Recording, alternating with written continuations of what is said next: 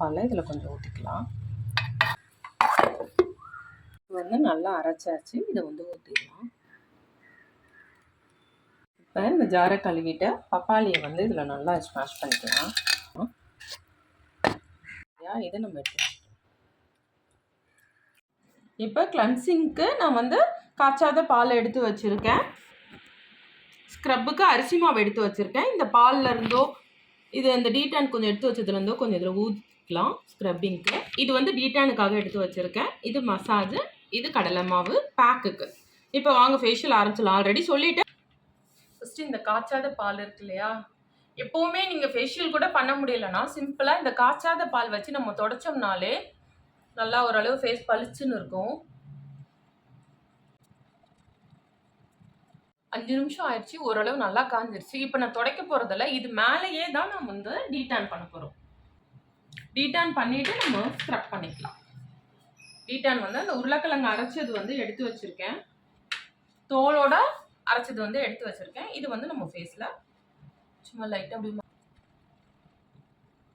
De-tan பண்ணியிருக்கோம். ஒரு 10 நிமிஷம் கழிச்சு இதுக்கு மேலே நம்ம ஸ்க்ரப் பண்ணலாம். துடைக்கணும்னு இல்லை, இதுக்கு மேலேயே நம்ம ஸ்க்ரப் பண்ணலாம். இப்போ ஒரு 5 நிமிஷம் ஆயிடுச்சு. நம்ம அது மேலேயே எடுக்காமல் அது மேலேயே அரிசி மாவு கூட அந்த டீடானோட ஜூஸ், அந்த உருளைக்கிழங்கோட ஜூஸ் இருக்கும் இல்லையா, அதில் கொஞ்சம் இருந்தது. அதை அரிசி மாவில் கலந்துருக்கேன். நம்ம அதை நல்லா ஸ்க்ரப் பண்ணிக்கலாம்.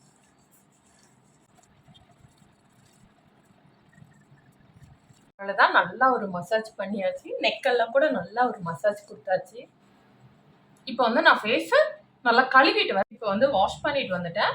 இப்போ லைட்டாக நம்ம தொடச்சிக்கலாம். பப்பாளி இருக்கு இல்லையா, இதை வச்சு நம்ம நல்லா மசாஜ் பண்ணிக்கலாம். சூப்பராக மசாஜ் முடிச்சுட்டேன். இப்போ இதை துடைக்கவோ கழுவவோ வேணாம். இது மேலேயே தான் நம்ம ஃபேஸ் பேக் போட போகிறோம். எப்படின்னா இந்த அடிப்பட்ட கட்டு போடுற இந்த கிளாத் இருக்கு இல்லையா, இது ஸ்கொயராக எடுத்துக்கலாம். இப்போ நேரடியாக இப்படி போடுறத விட இந்த மாதிரி கிளாத் போட்டு போட்டிங்கன்னா உங்களுக்கு ரிசல்ட் நல்லா இருக்கும். வாங்க மீதி இருக்கிறதெல்லாம் இப்போ மிக்ஸ் பண்ணிட்டு ஃபேஸில் அப்ளை பண்ணிடலாம்.